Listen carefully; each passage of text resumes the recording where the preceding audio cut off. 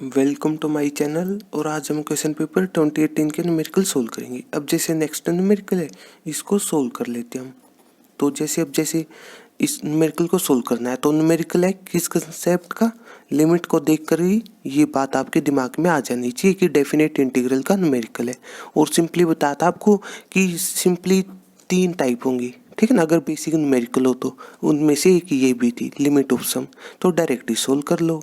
तो कहने का मतलब लेट आई मान लो इस चीज़ को, ठीक है ना। जिस भी चीज़ का हमने इंटीग्रेशन फाइंड आउट करना है, तो इस तरीके से अब direct limit of sum use करना है, ठीक है ना। तो अब इसके बाद तो जैसे फॉर्मूला लिख लो। जैसे फॉर्मूला क्या था, लिमिट ऑफ सम का कुछ इस तरीके से लिखना चाहो तो लिख सकते हो आप। जैसे एफ एक्स है कोई भी फंक्शन, उसका इंटीग्रेशन जब लिमिट ए से बी हो, ठीक है ना। और वो किसके बराबर होता है, फॉर्मूला कुछ इस तरीके से था कि सबसे पहले लिमिट h टेंस टू 0।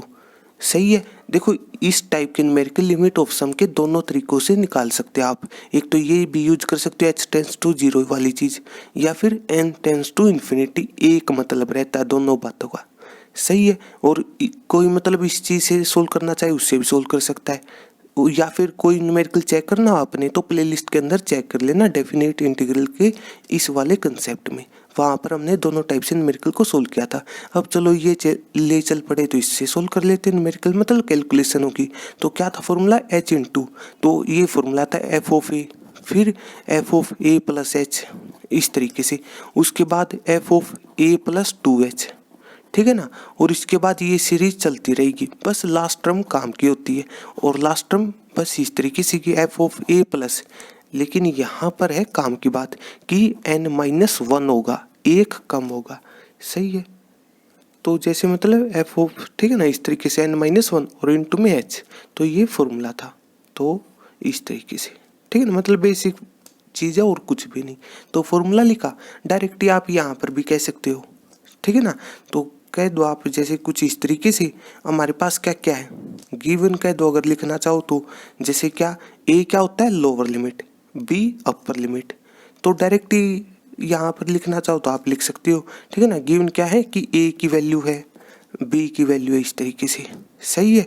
तो यहाँ से हमें एन एच की वैल्यू निकालनी होती है, और एन एच क्या होता है बी माइनस ए। तो अब देख लो जो भी वैल्यू आई तो क्या हो जाएगा 3-1, ठीक है ना। तो 2 के बराबर जो भी वैल्यू आती हो एन एच की। तो इस तरीके से अब इस चीज़ को, हमारा फंक्शन ये है, ठीक है। तो डायरेक्टली आप इंटीग्रेशन कुछ इस तरीके से लिख सकते हो कि जैसे लिमिट, मतलब लेफ्ट हैंड साइड में ये वाली चीज़ लिखो इसकी जगह और फॉर्मूला लिखो।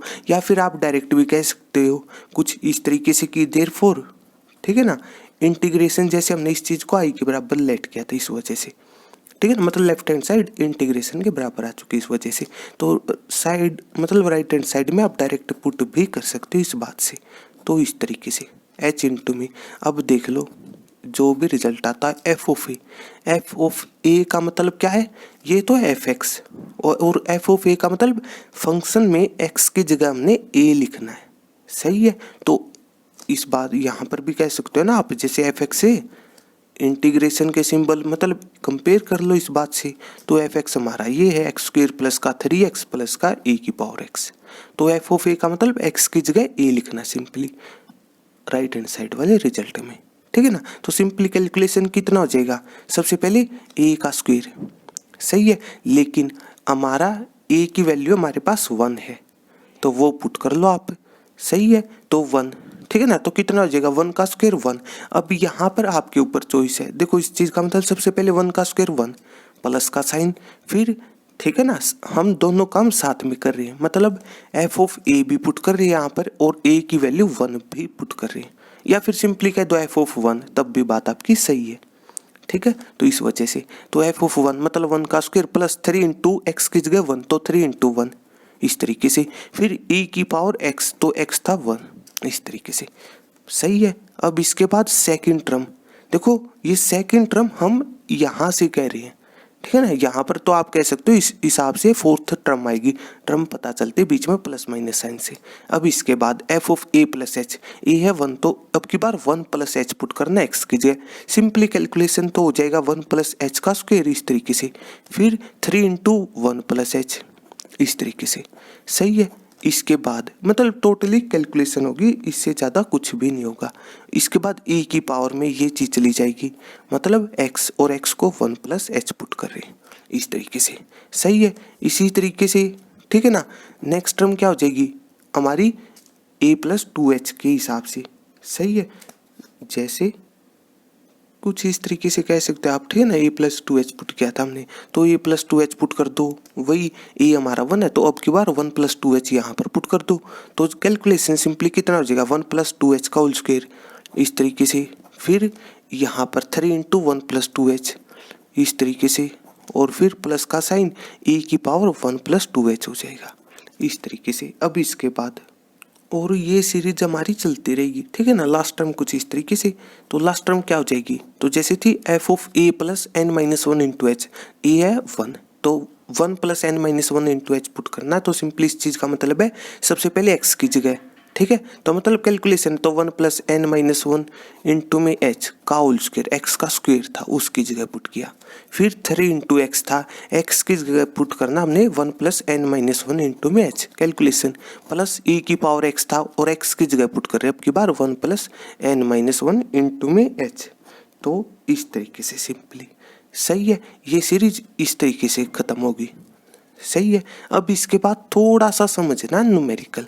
अब देखो लिमिट ऑफ सम के न्यूमेरिकल अगर बेसिक न्यूमेरिकल हो तो वो आते हैं 4 मार्क्स के। इस तरीके से भी ये बात आप डिफाइन कर सकते हो, लेकिन ये न्यूमेरिकल है 6 मार्क्स का, तो मतलब कुछ ना कुछ स्पेशल होगा इस चीज़ में। इतना तो बेसिक है, कुछ ना कुछ स्पेशल होगा। एक पहला पॉइंट तो स्पेशल क्या है, न्यूमेरिकल है थोड़ा सा लेंथी। लेंथी का मतलब इसके अंदर 3 टर्म थी फंक्शन के अंदर, ये बात आप इस वजह से कह सकते हो। सही है। फंक्शन में 3 टर्म है, टर्म पता चलते बीच में प्लस माइनस के सिंबल से, इस वजह से। तो पहली चीज़ तो ये बनाते इसको 6 मार्क्स। लेकिन एक और स्पेशल चीज़ है और वो उसके बारे में बात करनी हमने, ठीक है ना। मतलब एक जगह ये न्यूमेरिकल इंपॉर्टेंट बनेगा।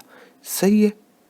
तो अब इसके बाद नेक्स्ट स्टेप तो मतलब बेसिक कैलकुलेशन होगी, तो वही लिमिट h टेंड्स टू 0 और h इंटू में, ठीक है ना। आप देख लो क्या क्या रिजल्ट आएंगे। अब देखो अब आपके ऊपर चॉइस है इस चीज़ का, मतलब हो सकता है कोई इस 1 और 3 को अलग अलग रखना चाहिए। इस बात का मतलब 1 के हिसाब से, जैसे यहाँ पर 1 है, यहाँ पर a + b का होल स्क्वायर ओपन करोगे तो 1 का स्क्वायर, 1 की कुछ भी पावर हो 1 ही रहेगा, तो यहाँ से भी 1 आएगा। इसी तरीके से इस फैक्टर में से भी 1 मिलेगा हमें, यहाँ से भी 1 मिल जाएगा। देखो यहाँ से 1 मिल जाएगा। अब आपके ऊपर चॉइस है, मतलब 1 अलग रखना चाहते हो और 3 अलग रखना चाहते हो तब भी आंसर बराबर आएगा, या फिर इन दोनों का सम भी कर सकते हो आप, चीज़ बराबर है, ठीक है, आपके ऊपर है। सही है। तो इस चलो हम यहाँ पर सम कर लेते हैं, तो कितना हो जाएगा 1 + 3 4 हो जाएगा इस तरीके से। अब इस स्टेप के बाद केवल सोचना आपने कि ये सीरीज किस तरीके से बनेंगी, तो मतलब सिमिलर को इकट्ठे कर लो। तो जैसे ये सम रख लिया 4। अब इसके बाद थोड़ा सा सोचो आप, इस देखो ये अलग पेन से हमने इसलिए लिखा ताकि कंफ्यूजन ना हो आपको। ये थी फर्स्ट टर्म हमारी इससे पहले वाले स्टेप के हिसाब से। सही है। मतलब f(1) कह सकते हो आप इस चीज़ को, तो इस वजह से। सही है। तो यहाँ पर सोचो a + b का होल स्क्वायर क्या होता है, a का स्क्वायर, तो मतलब 1 का स्क्वायर 1 आएगा।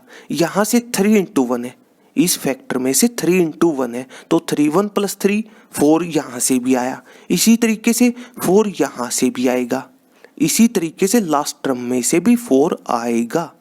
सही है। और 4 आएगा n बार, और इसी चीज़ को आप सिंपली ये लिख सकते हो डायरेक्ट 4 × n। सही है।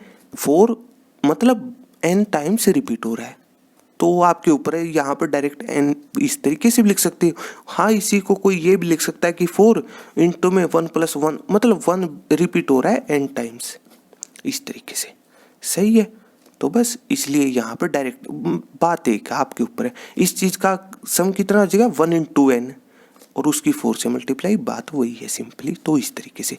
अब इसके बाद थोड़ा सा सोचो, तो जैसे 4 के हिसाब से बात हो चुकी है, अब इसके बाद आप थोड़ा सा सोचो, ठीक है ना। 1 + 3 के हिसाब से बात हुई, लेकिन साथ के साथ यहाँ पर भी कुछ सम था, तो मतलब a + b का होल स्क्वायर ओपन किया तो क्या क्या चीज़ आई थी, 1 का स्क्वायर 1 तो यहाँ पर कैलकुलेट हो चुका वो 1 + 3 में, ठीक है ना, तो वो चीज तो गई। अब ए प्लस बी का होल स्क्वायर क्या होता है, ए स्क्वायर प्लस बी स्क्वायर, मतलब एच स्क्वायर भी आएगा, तो एक टर्म ये भी बनेगी यहाँ पर एच स्क्वायर, सही है, यहाँ से एच स्क्वायर भी आएगा सिंपली।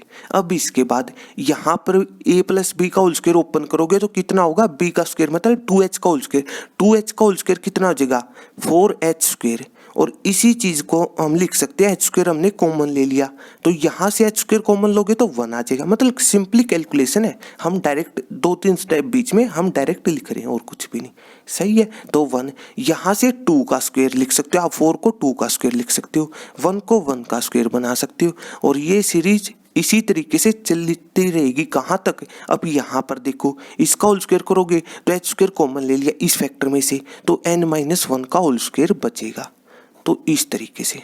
अब जितना फास्ट होंगी ये कैलकुलेशन उतना ही ये न्यूमेरिकल आपको आसान लगेगा, जो 6 मार्क्स का है, बेसिक है, इस वजह से प्लस का साइन। अब इसी तरीके से यहाँ पर ए प्लस बी का होल स्क्वायर में A square plus B square plus 2ab वाली टर्म भी आती है, तो यहाँ पर 2 × 1 × h हो जाएगा, मतलब 2h हो जाएगा, यहाँ पर सिंपली 2h हो जाएगा इस तरीके से।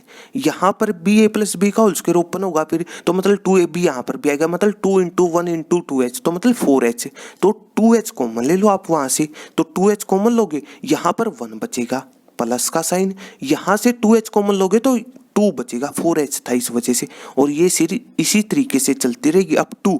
लास्ट टर्म हमारी कहाँ पर है, ये वाली, तो यहाँ पर क्या आ जाएगा 2 × n-1 × h, और 2h कॉमन ले लिया तो n-1 बचेगा, तो इस तरीके से, सही है। अब ये 1+3 वाली सारी बातें आ चुकी है इसमें, ये ए प्लस बी का होल स्क्वायर वाली भी बातें आ चुकी हैं, अब बचती केवल e की पावर वाली चीज, सही है। तो अब इसके बाद ठीक है ना, अब यहाँ पर एक काम करते हैं, एक स्टेप इंपॉर्टेंट है जिसकी वजह से न्यूमेरिकल बनेगा 6 मार्क्स का, चलो उस चीज को हम दूसरे पेन से लिख लेते हैं ताकि मतलब आपको चीज समझ में आनी जरूरी है आपको, ठीक है ना। अब जैसे एक टर्म बनेगी यहाँ पर e की पावर 1, तो यहाँ पर देखो अब नेक्स्ट टर्म है e की पावर 1 + h, ये सिमिलर है ना, e की पावर 1 + h, फिर e की पावर 1 + 2h, और एक यहाँ तक जाएगी ये सीरीज, सही है। तो अब देखो e की पावर 1 + h को देखो, अब ये छोटी सी बात तो बताओगी, e की पावर 1 + h को हम ये नहीं लिख सकते e की पावर 1 × e की पावर h, क्यों, बेस सेम हो, ठीक है ना, बेस सेम और मल्टीप्लाई में हो दो चीजें तो पावर ऐड हो जाती है, तो अपोजिट भी कर सकते हैं, पावर ऐड की हुई है अलग अलग कर सकते हैं सिंपली इस तरीके से, सही है। इसी तरीके से इस चीज को हम क्या लिख सकते हैं, e की पावर 1 × e की पावर 2h, इस चीज को, सही है।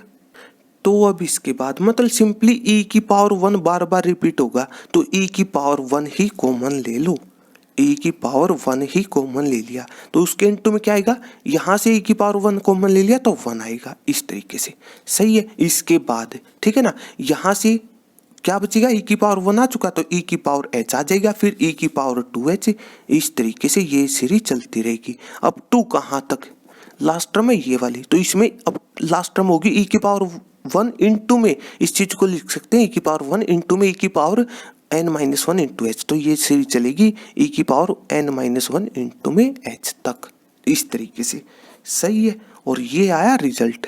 अब यहाँ पर स्पेशल क्या है वो देखो, स्पेशल केवल और केवल ये चीज है, ठीक है ना, जिसने इस तरीके से लिख लिया उसका तो न्यूमेरिकल होगा सोल्व, लेकिन अगर यहीं पर किसी ने एक स्टेप कर दिया, कौन सा, देखो अब केवल एक बात को समझो यहाँ पर, तो चलो एक काम करते हैं उसको साइड में लिख लेते हैं ताकि आपको पता होना चाहिए अंतर कहाँ पर आएगा, ठीक है ना। अब जैसे सीरीज थी हमारे पास e की पावर 1, अब कोई ये भी तो कह सकता ना, यहाँ पर एक बात नहीं कह सकते आप कि e की पावर 1 इसमें भी है, नेक्स्ट टर्म में भी है, नेक्स्ट टर्म में भी e की पावर 1 और लास्ट में भी है, तो एक काम करते हैं, क्या करें कि e की पावर 1 सिंपली n बार रिपीट हो रही है तो उसको तो इस तरीके से लिख लिया किसी ने, सही बात है, उसको पहले तो ये वाला रिजल्ट तो उसका सिमिलर रहेगा, उसके बाद किसी ने ये स्टेप कर लिया n × e की पावर 1, ये n आया क्यों, क्योंकि e की पावर 1 n टाइम्स रिपीट हो रही इसलिए n से मल्टीप्लाई कर दी,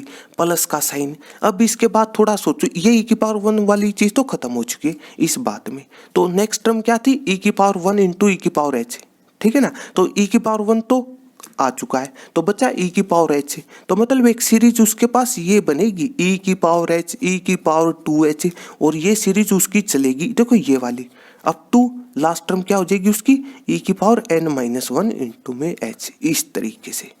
सही है, उसकी सीरीज ये बनेगी, लेकिन ये सोल्व नहीं होगी। स्पेशल बात है यहाँ पर। सही है, ये स्पेशल बात है। अब क्यों स्पेशल है वो भी समझ में आएगा आपको। देखो अभी सबसे पहले तो इन चीज़ों के रिजल्ट लिख लो, ठीक है ना। अब ये रिजल्ट बताए थे आपको, वही है, बेसिक कंसेप्ट में चेक कर सकते हो, सारी चीज़ें डिस्कस हो चुकी हैं। तो सिंपली मतलब h इंटू में, ठीक है ना, तो कितना हो जाएगा 4n पहले था, फिर उसके बाद h²। अब इस चीज़ का सम होता है किसके बराबर है, एक्चुअल में तो होता कुछ इस तरीके से, जैसे n-1 इंटू में n इंटू में 2n-1 इस तरीके से, और डिवाइडेड बाई 6, तो इस तरीके से। हाँ, कई बार हम क्या करते हैं, मतलब n को पहले लिख लेते हैं, बात एक है। एक्चुअल में ये फॉर्मूला n+1 के हिसाब से डिसाइड होता है, ठीक है। यहाँ पर एक कम टर्म है इसलिए, ठीक है, या फिर सिंपली याद रख लेना इस चीज़ को। इसके बाद प्लस का साइन 2h इंटू में, अब इस चीज़ का फिर से फॉर्मूला होता है क्या, n into n-1 divided by 2, इस तरीके से। सही है, तो अब इसके बाद ठीक है ना, और एक बनेगा हमारे पास e की पावर 1, या फिर सिंपली e 1 पावर लिखे ना लिखे बात एक है, ठीक है ना। और इंटू में अब ये चीज़ है, ठीक है ना, मतलब यहाँ पर सिंपली हम एक कंसेप्ट यूज करना चाहते हैं। ये क्या है, ये दिखनी चाहिए आपको जीपी, तो मतलब ये चीज़ यूज कर रहे हैं हम सिंपली, ठीक है ना, सम ऑफ जीपी। तो सम ऑफ जीपी का क्या फॉर्मूला होता है कि a इंटू आर की पावर n-1 और डिवाइडेड बाई r-1, इस तरीके से। सही है, आर क्या होता है, कॉमन रेशो, और कॉमन रेशो किसी भी दो लगातार टर्मों को डिवाइड कर दो, राइट हैंड साइड वाली ऊपर और लेफ्ट हैंड साइड वाली नीचे, ठीक है ना। तो इस तरीके से, तो मतलब e की पावर h डिवाइडेड बाई 1, मतलब कॉमन रेशो e की पावर h है, या फिर इन दो को डिवाइड कर लो तब भी e की पावर h है, कॉमन रेशो। सही है, तो यहाँ पर सिंपली हम ये चीज़ यूज कर रही है, जीपी है इस वजह से, ठीक है। तो मतलब फर्स्ट टर्म में तो है 1, इस तरीके से। सही है, फिर r की पावर n-1, तो r कितना है यहाँ पर, ठीक है ना, तो r जैसे इस तरीके से, ठीक है ना, तो r की पावर, तो r हमारा e की पावर h और उसकी पावर n हो जाएगा, कैलकुलेशन है -1 और डिवाइडेड बाई कितना है r, और r था e की पावर h -1, इस तरीके से। सही, ये रिजल्ट आ जाएगा आपके पास। अब यहीं पर अगर कोई इस हिसाब से चला, उसकी भी जीपी बनेगी, इतनी बात सही है, लेकिन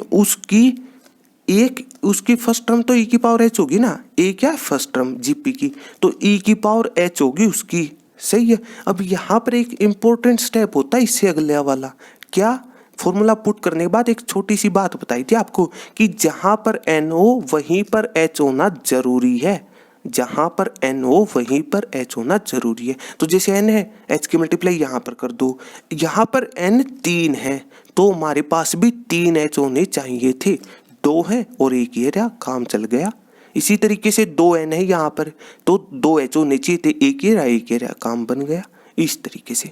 सही है, और ये h यहाँ पर तंग नहीं करेगा, लेकिन किसी का अगर यहीं पर e की पावर h फैक्टर आया तो वो चीज़ तंग करेगी। अब वो बात भी आपको समझ में आएगी। तो जैसे अब इसके बाद मतलब नेक्स्ट स्टेप क्या हो जाएगा, कहने का मतलब ये है कि limit h tends to 0, h के अंदर मल्टीप्लाई कर दो आप, ठीक है ना, इस बात में कि मतलब जहाँ पर h है, जहाँ पर n है वहीं पर h होना जरूरी है। तो 4 इंटू h की मल्टीप्लाई आप यहाँ पर कर दो, तो 4nh हो जाएगा। फिर h की मल्टीप्लाई यहाँ पर 3n है, तो 3h होने चाहिए थे, तो एक को दे दो n, जहाँ पर n है वहीं पर एक h शिफ्ट कर दो, तो एक h की मल्टीप्लाई इस फैक्टर में, कैलकुलेशन है, तो nh माइनस h हो जाएगा। एक n ये रहा, इसकी h के साथ मल्टीप्लाई इस तरीके से, और एक ही यहाँ पर, तो 2nh माइनस h हो जाए, बेसिक कैलकुलेशन डिवाइडेड बाई 6, इस तरीके से। सही है, अब इसी तरीके से जैसे यहाँ पर तो 2 से 2 कैंसिल हो रहा है, कैलकुलेशन मतलब। सही है, और यहीं पर NH तो ये रहा, और एक और H होना चाहिए, ये रहा, तो सिंपली NH माइनस H हो जाएगा, इस तरीके कैलकुलेशन। अब इसके बाद ठीक है ना, और लास्ट टर्म हमारी ये है कि E और इंटू में, ठीक है ना, ये 1 लिखा ना लिखा एक चीज़ है, इंटू में इस वजह से। सही है, और यहाँ पर ठीक है ना, एक h तो प्रोवाइड करोगे ना आप, तो h इंटू में हो जाएगा, और e की पावर है, इसको क्या लिख सकते हैं हम, दोनों पावर में, तो मतलब nh हो जाएगा, कैलकुलेशन माइनस का 1 और डिवाइडेड बाई ई की पावर एच माइनस 1, इस तरीके से। सही है। अब इसके बाद ठीक है ना, अब जैसे एन एच की वैल्यू निकाल ली थी हमने बी माइनस ए करके न्यूमेरिकल में, और वो थी 2, 3 माइनस 1 नहीं किया था इस वजह से। सही है। एन एच की वैल्यू पुट कर दो आप, तो कितना हो जाएगा, 4 एन एच की वैल्यू पुट कर दी 2, तो कैलकुलेशन 4 इंटू 2 8 हो जाएगा, जो भी कैलकुलेशन आती है। सही है। प्लस का साइन, फिर इसके बाद एन एच की वैल्यू पुट कर रहे हैं हम 2।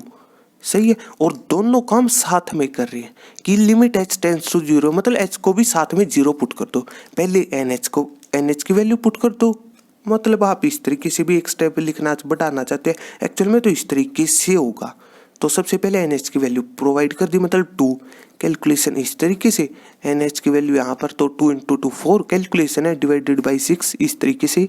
यहाँ पर 2 और 2 माइनस एच हो जाएगा, और इसी तरीके से यहाँ पर क्या हो जाएगा हमारे पास e इंटू, ठीक है ना, एच ई की पावर एन एच, तो ई की पावर 2 हो जाएगा, नीचे ई की पावर एच माइनस 1, इस तरीके से। सही है। अब इसके बाद मतलब बेसिक कैलकुलेशन, अब यहाँ पर होता वो स्टेप कि एच की वैल्यू आप अब 0 पुट कर दो। सही है। तो कितना हो जाएगा 8 अलग से, फिर एच की वैल्यू 0 पुट कर दी, तो मतलब कितना बचेगा 2 इंटू 2 इंटू 4, तो मतलब 4 इंटू 4 16/6 कैलकुलेशन है, या फिर कह सकते हो आप उस चीज़ को 8/3 कैलकुलेशन।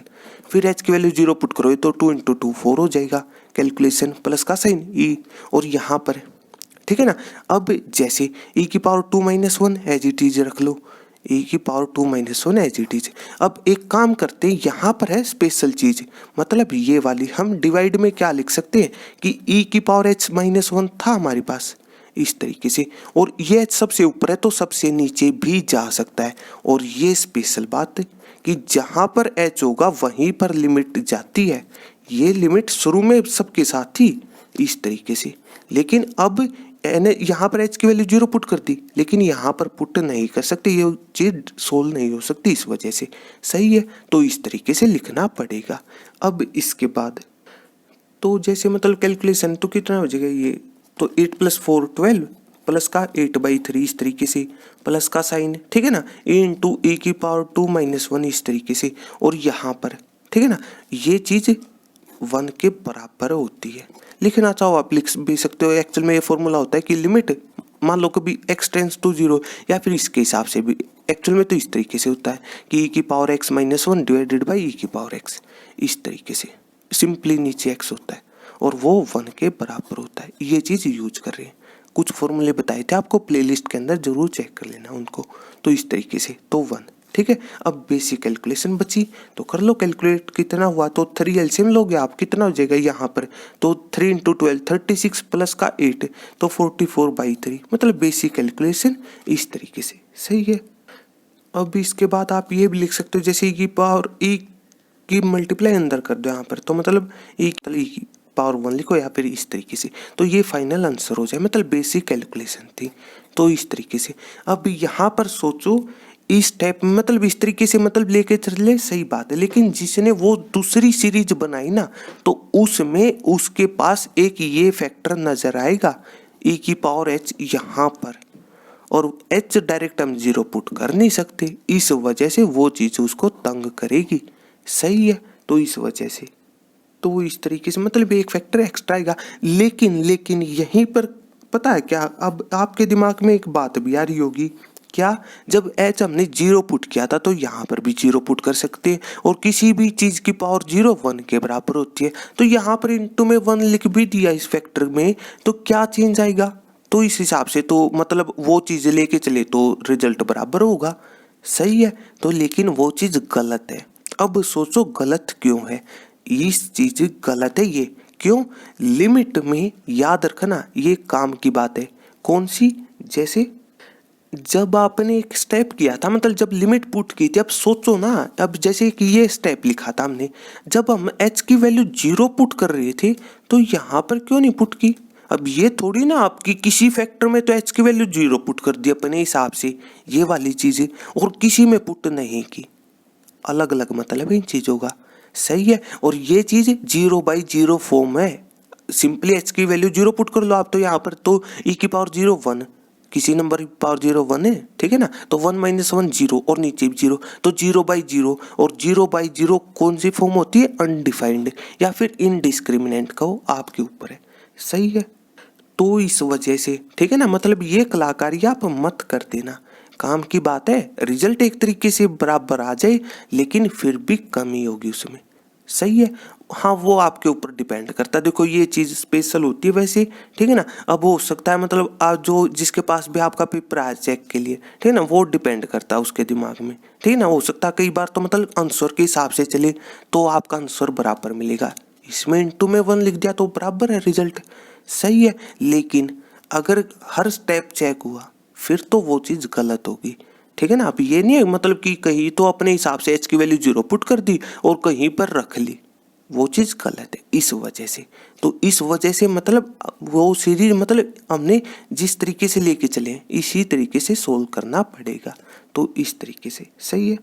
तो इस तरीके से हाँ, साथ के साथ यहाँ पर इस न्यूमेरिकल में हम एक चीज़ भूल गए हैं, ठीक है ना। मतलब कौन सी, जब भी न्यूमेरिकल सोल्व किया था यहाँ पर एक हमारे पास ये कि मतलब न्यूमेरिकल इस तरीके से था कि फंक्शन x² प्लस 3, इस तरीके से 3x प्लस e की पावर x, तो हमने केवल x² को सोल्व किया, e की पावर x, इस चीज़ को भूल गए थे। तो उसके हिसाब से भी मतलब कुछ टर्म आप ऐड कर लेना हर स्टेप में, ठीक है ना। तो मतलब वही चीज़ इस 3x की सीरीज पता क्या होगी, सबसे पहले जैसे f(1) तो उसका नाम होगा 3, मतलब इस तरीके से। फिर नेक्स्ट टर्म होगी 1 प्लस h के हिसाब से, तो 3 इंटू 1 प्लस h, इस तरीके से। फिर 3 इंटू 1 प्लस का 2h, इस ये सीरीज चलेगी up to 3 into 1 plus n-1। तो ये 4 तो आया, इतनी बात आपकी सही है। लेकिन वो यहाँ पर लेकिन कुछ टर्म बचे भी, कौन सी बचेंगी, ये वाली 3 इंटू एच, फिर यहाँ पर 3 इंटू में 2h, ये वाली सीरीज बचेगी। सही है। तो एक बार आप चेक कर लो इस बात को, ठीक है ना, मतलब क्या क्या चेंज आएगा न्यूमेरिकल में, ठीक है ना। तो जैसे हमने 1 प्लस 3 के हिसाब से ये लिखा था, ये 4n वाली, यहाँ पर a प्लस बी का होल स्क्वायर वाली चीज को भी लिख लिया था, मतलब b का स्क्वायर प्लस 2ab वाली चीज को, e की पावर 1 को लिख लिया। लेकिन यहाँ पर तो 1 प्लस 3 के हिसाब से आ चुकी चीज, यहाँ पर 3 यूज हो चुका, इसका 1 यूज हो चुका था, लेकिन यहाँ पर एक चीज बचेगी 3h। यहाँ पर नेक्स्ट फैक्टर में बचेगा 3 इंटू 2h, तो मतलब 6h, यहाँ पर 3h, यहाँ पर 6h, ये वाली चीज। सही है। तो मतलब क्या क्या चेंज हो जाएगा हमारे पास, तो इस स्टेप में, ठीक है ना। तो एक काम करते यहीं पर है, आप 3h कॉमन ले लेना, तो इस तरीके से। सही है। तो एक बार तो 1, फिर 6h में से 3h कॉमन ले लिया तो 2, और ये सीरीज अप टू चलेगी कहाँ तक, ये वाली चलेगी n-1 तक, इस तरीके से ये चीज़ भी आएगी यहाँ पर, ठीक है ना। तो इसके बाद जो नेक्स्ट स्टेप लिखा था तो उसमें भी फिर चेंज होगा, ठीक है ना। क्या चेंज होगा, तो जैसे हमने कुछ इस तरीके मतलब फॉर्मूला पुट किया था यहाँ पर इन दो के तो यहाँ पर भी इसके फॉर्मूले पुट कर देना, तो इस चीज़ का सम, तो यही तो है ये n इंटू n-1/2 वाली चीज़, तो इस तरीके से। सही है। तो सिंपली जैसे कहने का मतलब एक टर्म ये आ जाएगी हमारे पास, ठीक है ना, मतलब 3h एज इट इज, और इस चीज़ का सम क्या हो जाएगा, n into n-1 divided by 2, ये वाली चीज़। तो इस तरीके से एक तो चेंज ये होगा। इसके बाद तो जैसे नेक्स्ट स्टेप था हमारे पास कि मतलब वो चीज़ यूज की थी हमने, कौन सी, जहाँ पर n है वहीं पर h होना जरूरी है। तो एक तो यहाँ पर और एक इस फैक्टर को h दे देंगे, मतलब h की मल्टीप्लाई यहाँ पर अंदर की थी हमने, वो वाला स्टेप। तो इस तरीके से तो यहाँ पर एक तो इस n को h पहले से है इसके पास, और अंदर वाले को भी देना पड़ेगा वो बार वाला। तो इस तरीके मतलब बेसिक कैलकुलेशन इस तरीके से। इसके बाद NH की वैल्यू 2 पुट कर देना, ठीक है ना। तो यहाँ पर तो एक तो 2/2 वो कैंसिल हो जाएगी वो वाली चीज़। सही है। कैलकुलेशन मतलब तो साथ में क्या आएगा हमारे पास प्लस का 3 इंटू में ये 2/2 कैंसिल हो चुका होगा और 2 माइनस h बचेगा, NH की वैल्यू पुट कर रहे हैं इस वजह से। सही है। इस तरीके से इसके बाद तो जैसे साथ के साथ नेक्स्ट स्टेप क्या था, हमने h की वैल्यू 0 पुट की थी, तो यहाँ पर पुट करोगे h की वैल्यू 0 तो कितना हो जाएगा, तो 2 माइनस h तो मतलब 2, और 3 इंटू 2 6, मतलब प्लस का 6 और आएगा यहाँ पर, ये डिफरेंस आएगा। ठीक है। तो इस तरीके से मतलब प्लस का 6 और आएगा इस न्यूमेरिकल में, ठीक है ना। तो बस इस तरीके से, और यहाँ पर तो ये मतलब कितना हो जाएगा, प्लस का 6 और करोगे तो यहाँ पर मतलब कैलकुलेशन होगी इस तरीके से, ठीक है ना। तो मतलब फाइनल सॉरी कुछ इस तरीके से हो जाएगा, जैसे 3 मतलब ले लो आप, तो 3 इंटू 6 18 प्लस 4 4 कितना हो जाएगा 62, तो इस तरीके से। और ये फैक्टर एज इट इज रहेगा, तो इस तरीके से। सही है। अब हाँ एक ये इसी टाइप में अब हो सकता है, मतलब ये चीज़ मतलब किसी की सेम लानी हो, काम की बात है ये, मतलब जैसे हम भूल गए यहाँ पर, ठीक है ना, वो हो सकता है आप भी भूल जाओ, उसमें डिपेंड करता। तो एक बार इस कंसेप्ट का एक फ़ायदा भी होता है। जैसे न्यूमेरिकल क्या था हमारे पास कि इंटीग्रेशन फाइंड आउट करना आपने X square plus 3x plus A की पावर x का, इस तरीके से 1 से 3, ठीक है ना। इस कंसेप्ट का फ़ायदा क्या है, इसको हम आंसर को रीचेक भी कर सकते हैं, आप भी जरूर रीचेक कर लेना। तो इस चीज़ का मतलब सिंपल सा इंटीग्रेशन हमें आता ही नहीं इस चीज़ का। सबसे पहले एक्स स्क्वायर का तो पावर रूल इंटीग्रेशन का क्या था कि पावर में एक जोड़ दो, पावर और डिवाइडेड बाई टोटल पावर, ये वाली चीज़ प्लस। इसी तरीके से x का क्या होगा, 3 तो कांस्टेंट x का, पावर में एक जोड़ दो, यहाँ पर पावर 1 है तो इस तरीके से, तो इस तरीके से हो जाएगा प्लस e की पावर x, तो e की पावर x का e की पावर x ही रहता है इंटीग्रेशन। तो सिंपली ये सारी बातें आपको बताई थी। और यहाँ पर डिवाइड होता है किससे, x के कोफिशिएंट, वो 1 है। सारी चीज़ें आपको बताई थी। तो इस तरीके से सही है, मतलब आप इस टाइप के न्यूमेरिकल में रीचेक भी कर लिया करो, ठीक है। अब इसके बाद लिमिट पुट कर लेना। तो लिमिट कैसे पुट की जाती है फंक्शन में, सबसे पहले अपर लिमिट, तो सारे में x की जगह 3 पुट कर दो, तो 3 का क्यूब डिवाइडेड बाई 3, मतलब 3 का क्यूब 27/3, मतलब 9 कैलकुलेशन है। फिर प्लस का साइन, तो यहाँ पर 3/2 और यहाँ पर 3 पुट करोगे तो 3 का स्क्वायर इंटू 3 27/2 आ जाएगा, बेसिक कैलकुलेशन इस तरीके से। और यहाँ पर x की जगह 3 पुट करोगे तो इस तरीके से। फिर माइनस साइन, ठीक है ना। लिमिट कैसे पुट कर होती है, एक बार तो अपर लिमिट पूरे फंक्शन में, फिर माइनस का साइन सारे के साथ, लोअर लिमिट पुट कर दो अब की बार, तो x की जगह 1, तो 1 की पावर कुछ भी 1 रहती है तो 1/3 होगा यहाँ पर। ये माइनस साइन सभी के साथ है, सारी प्लस की टर्म थी तो सारी माइनस की बन जाएंगी। तो फिर 1 की पावर 2 1 होगा तो 3/2 बचेगा यहाँ पर, और यहाँ पर e की पावर 1, तो इस तरीके से सही है। मतलब ये चीज़ रीचेक जरूर कर लिया करो आप, तो इस तरीके से सही है। अब देखो e की पावर 3 माइनस e की पावर 1, ठीक है ना, जैसे हमारे पास ये था e था, तो ये सेम आ रहा है इस तरीके से। अब इनको सोल्व कर लो आप, तो कितना है, जैसे 27/2 माइनस का 3/2, तो 2 एलसीएम दोनों का, तो 27 माइनस 3 24/2, 12 हो जाए बेसिक कैलकुलेशन। और यहाँ पर 9 माइनस का 1/3, तो 3 एलसीएम लोगे तो आप 9 इंटू 3 27 माइनस का 1, तो 26/3 बचेगा इस तरीके से। और आप 3 एलसीएम लोगे इसके बाद तो कितना हो जाए, 12 इंटू 3 तो 36 प्लस का 26 तो 62 डिवाइडेड बाई 3, तो एक फैक्टर ये आएगा और 2 फैक्टर ये आएंगे और वही आ रहे हैं। तो मतलब ये काम भी जरूर कर लिया करो इस कंसेप्ट में, रीचेक वाली चीज़। तो इस तरीके से सही है। बस इसके बाद और ये काम की बात है, न्यूमेरिकल को जो इम्पोर्टेंट बनाती है वो एक स्पेशल स्टेप होता है। तो इस तरीके से सही है। इसी तरीके से हम नेक्स्ट न्यूमेरिकल सोल्व कर लेंगे। तो अगर आपको मेरी वीडियो अच्छी लगी तो इसको लाइक कीजिए, अपने दोस्तों के साथ शेयर कीजिए और मेरे चैनल को सब्सक्राइब कीजिए। तब तक के लिए थैंक यू।